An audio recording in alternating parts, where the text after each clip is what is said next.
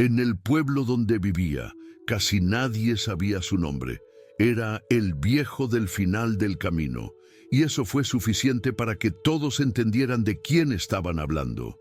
Don Eusebio vivía en un rincón olvidado, en una casa sencilla, rodeado de silencio y desconfianza. Solo decía buenos días cuando era inevitable, rechazaba favores y trataba cualquier intento de acercarse como una invasión. Con el tiempo, la gente dejó de intentarlo. Parecía contento así. Solo él, la tierra y una rutina que nadie se atrevía a interrumpir. Cuidaba el jardín como si protegiera un secreto y todo en él decía, no necesito a nadie. Ese día, las cosas empezaron de la forma más banal posible. Una punzada en la espalda mientras regaba las lechugas. Don Eusebio hizo caso omiso, como siempre hacía con cualquier señal del cadáver. Pero el dolor creció rápidamente, se apoderó de sus piernas y con un tropiezo tonto, cayó de lado sobre el suelo de tierra. Intentó levantarse, pero su cuerpo no le obedeció. El dolor era agudo y el frío del suelo penetraba sus huesos. Allí tumbado, mirando el cielo gris y escuchando solo el sonido lejano del viento en las hojas, comprendió que no iba a poder salir de allí solo, y entonces llegó el primer verdadero susto. No tenía a nadie a quien llamar. Don Eusebio permaneció allí durante horas. El tiempo pasaba lentamente, como si quisiera hacerle sentir cada segundo de ese abandono. Pensó en los vecinos, pero nadie vino, no porque no supieran que él estaba allí, sino porque nunca dejó que les importara. Fue como si por primera vez pudiera ver claramente el muro que había construido a su alrededor. Siempre pensó que se estaba protegiendo, cuando en realidad se estaba enterrando. El sonido de su propia respiración agitada era su única compañía, y ni siquiera el dolor físico dolía tanto como el agujero que comenzaba a abrirse en su interior. Era una especie de vacío que no podía nombrar, pero que le molestaba más que cualquier inflamación. Poco a poco, los recuerdos comenzaron a regresar, como si el dolor liberara cosas que creía ya haber olvidado.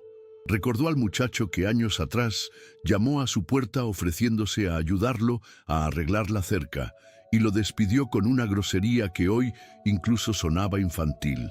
Recordó a la muchacha de la tienda que le ofreció sopa cuando oyó que tenía gripe, y él respondió que no estaba discapacitado.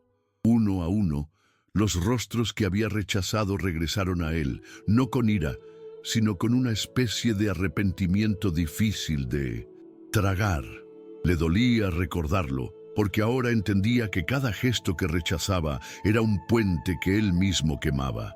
Y ahora, acostado allí, incapaz de mover las piernas, se perdía incluso una simple conversación. Fue solo al caer la tarde cuando por casualidad pasó un señor del pueblo a recoger leña por los alrededores, que se vio a don Eusebio. El hombre no se acercó demasiado, solo miró desde lejos, asustado, y corrió a pedir ayuda.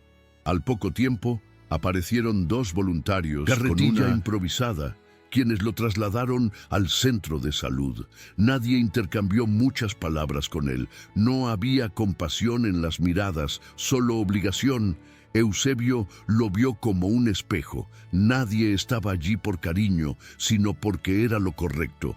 Eso dolió más que el cuerpo. Se sintió como una carga, un anciano gruñón que nadie quería cerca, pero al que ahora había que cargar porque no había otra opción.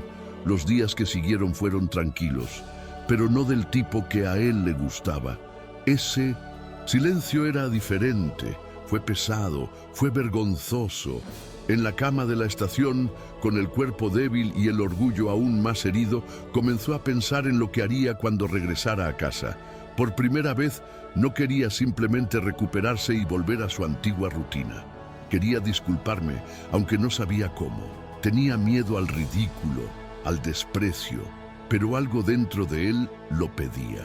Ya no podía fingir que todo estaba bien. Se dio cuenta de que su independencia, tan valorada durante tanto tiempo, se había convertido en una prisión, y si tuviera que vivir el resto de mi vida así, preferiría no vivir.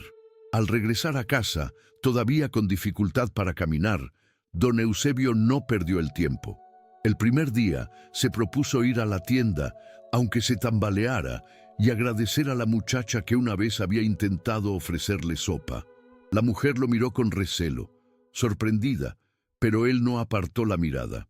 Dijo gracias y también lo siento, de una manera un tanto dura, a su manera, pero que dejaba claro que lo decía en serio. En los días siguientes continuó con estos pequeños gestos. Dejó verduras frescas en la puerta de los vecinos, ofreció plantones del huerto e incluso empezó a entablar conversaciones, aunque todavía no se sentía muy cómodo. La gente respondió gradualmente, primero con cautela, luego con más apertura. Era como si todos hubieran estado esperando este gesto durante años. El huerto, antes rodeado como una fortaleza, ahora tiene espacio para los visitantes. Una sencilla cerca de madera reemplazó el alambre de púas, y don Eusebio comenzó a dejar la puerta abierta durante el día. Un grupo de niños del pueblo comenzó a pasar curiosos, y él empezó a enseñarles a plantar, regar y cosechar. Aquellas pequeñas manos que movían la tierra junto a las suyas despertaron algo que creía ya haber perdido. Por primera vez en mucho tiempo se rió. No demasiado, no fuerte, pero sinceramente. Era otro tipo de cosecha, la que no se podía medir en sacos ni en cubos. Y el jardín, antes silencioso, solitario, ahora tenía voces, pasos y vida a su alrededor. Nunca llegó a ser el hombre más amable de la ciudad, ni tampoco quiso aparentar ser alguien que no era.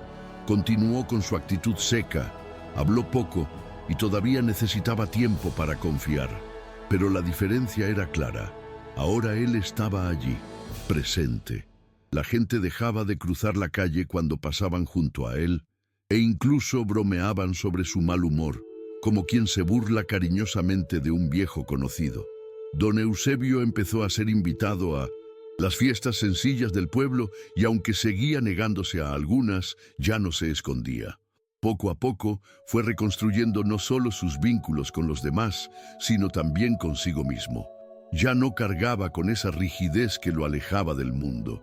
En su lugar, hubo una nueva calma, nacida del reconocimiento del error y del deseo sincero de hacer las cosas de manera diferente.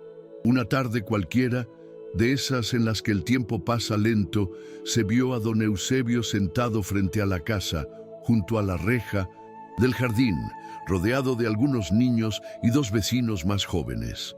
Estaban allí, simplemente intercambiando historias, riéndose de cosas tontas.